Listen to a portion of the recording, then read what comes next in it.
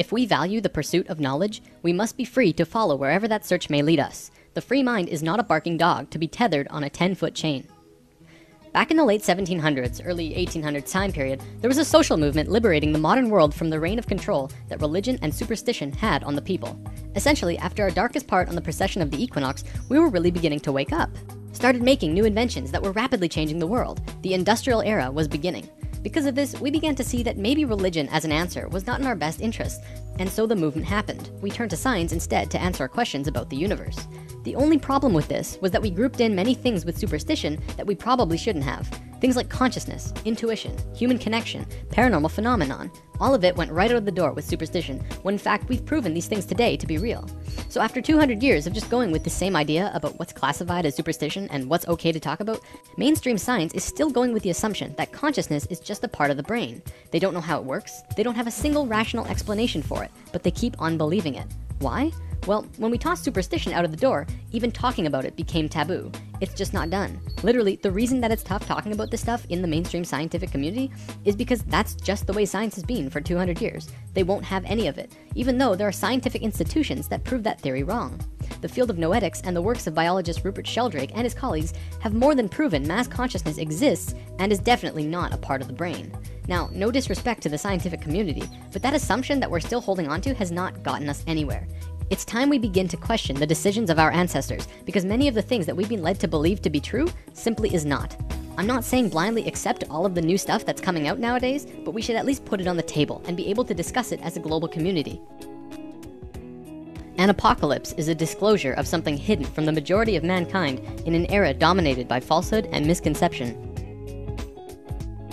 If you haven't seen lesson 10 already, you should probably watch that one first. This lesson builds on what we covered last time, the phi ratio in particular. Today, we're going to be looking at another way that humans grow through phi. Instead of looking at phi inside the body, we're going to be looking at phi outside the body, and what it means for us in this pivotal point in human history. One other thing before we get this rolling. I want to give an overview about what sacred geometry really is. Sacred geometry is the geometry of consciousness. It revolves around the idea that all consciousness, including human, is solely based on sacred geometry. Because it is, we can begin to see and understand where we have come from, where we are now, and where we're going. Do you remember the fruit of life? This is the basis of all 13 informational systems that come out of the flower of life, the creation pattern of everything. The first system created the platonic solids, which created structure throughout the universe. The second system was the basis of how vibration, sound, harmonics, music, and matter are all interrelated in all of creation. Today, we will look at the third system. The fruit of life will reveal itself in the process. We'll call this system the circles and squares of human consciousness. It is what the Chinese called circling the square and squaring the circle.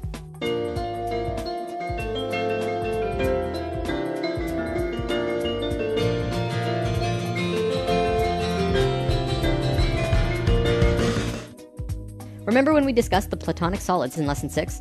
I explained that there are 5 shapes from which all shapes and matter in existence come from and form into. I showed you that all of them will sit perfectly within a sphere, each with every corner touching the sphere perfectly.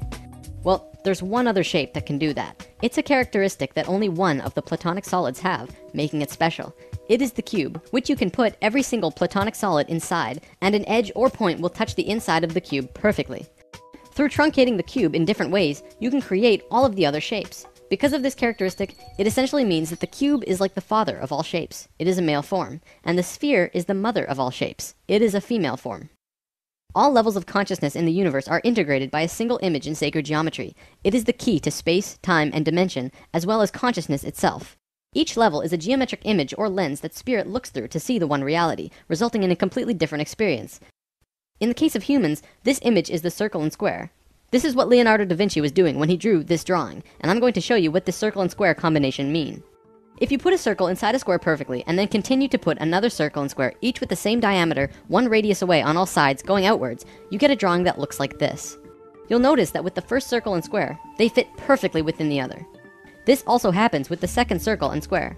However, then the squares begin penetrating circles. The male form begins interacting with the female form. Why is this important? Well, the circles and squares begin to equate the phi ratio. See, when the circumference of a circle and the perimeter of the square are equal, this equates the phi ratio. So as you can see on this diagram, on the 4th square and the 5th circle, it begins to create the phi ratio. It's close, but not perfect. It's only a 0.6 difference. I'm measuring in radii, by the way. The inner circle has a radius of 1, so it's 2 radii across. The next is 4, and then 6, 8, 10, and so on. Anyways, so the one we just looked at makes a close phi ratio, and then it moves out of sync, staying out of sync for a bit, and then bam! Again, it moves into yet another phi ratio. This time, the difference is only 0.52, even closer to perfection than before. This will continue on forever. If you were to continue this drawing outwards to infinity, each time it would go into sync, drop out of sync for a few circles and squares, but then eventually hit phi again closer than it did the last time. Right now, there are 3 primary levels of consciousness that we are going to be talking about. They are essentially who we were, who we are, and who we will be. We'll call it the first, second, and third, so that it's easy to understand what we're talking about. The ancient Egyptians were very concerned with these 3 levels as well, and much of their culture was based on this information. Each of these levels has their own geometric lens too, which look like this. We'll come back to these soon. This is the first level of consciousness, and this is the third. We are on neither of these 2 phi levels on this circle and square chart. Where we are, the second level of consciousness, is here. We are on the 5th square relative to the 6th circle. For quite a while now, I've been saying that we're at a disharmonic level, and it's something that we're passing through as a species.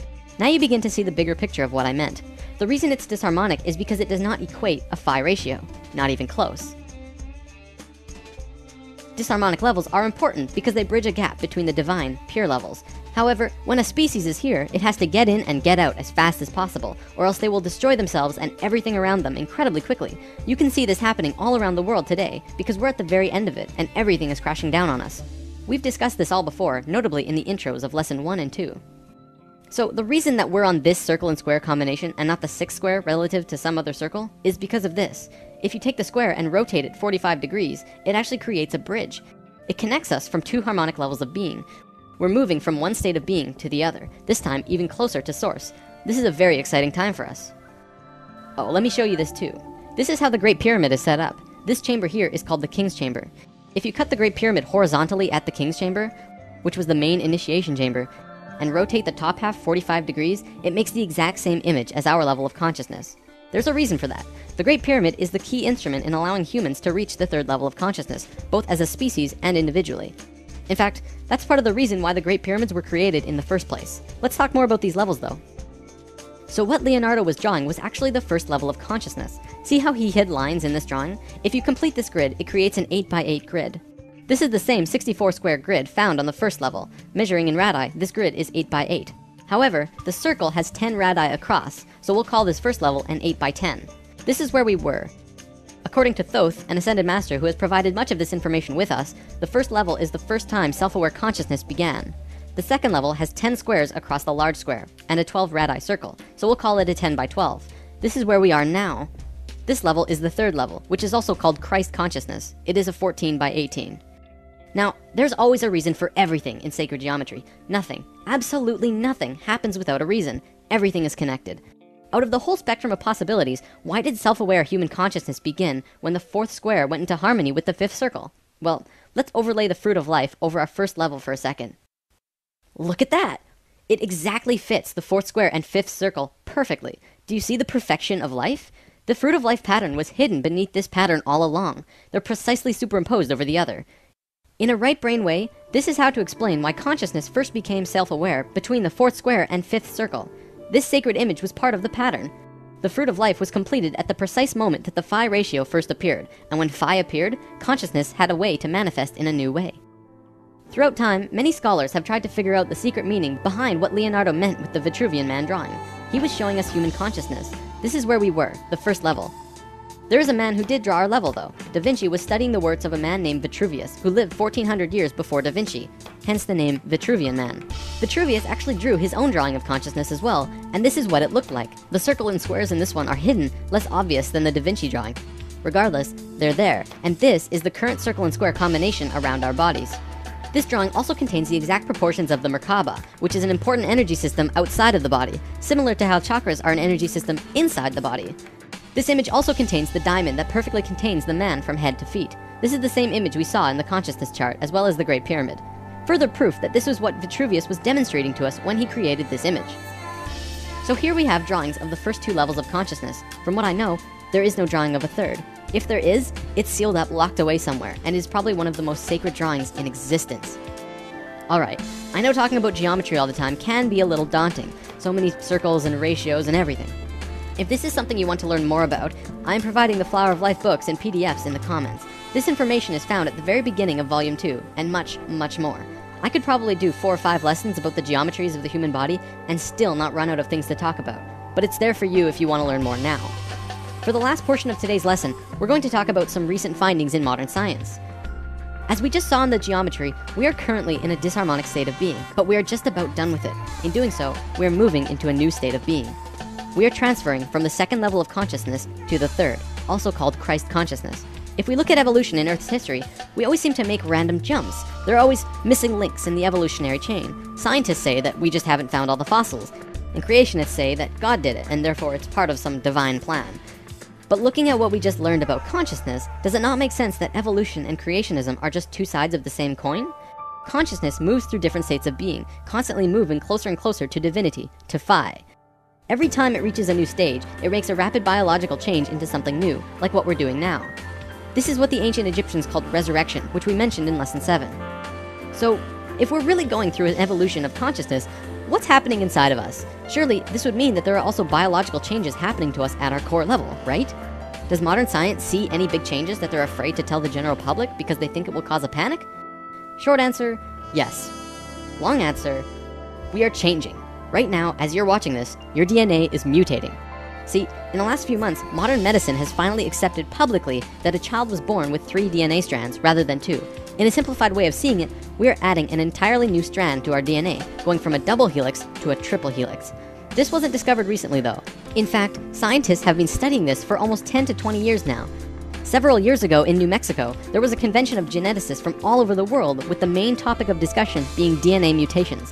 Scientists acknowledge that we are changing, but the end result, they do not know. Through sacred geometry, we begin to actually see where we could be going.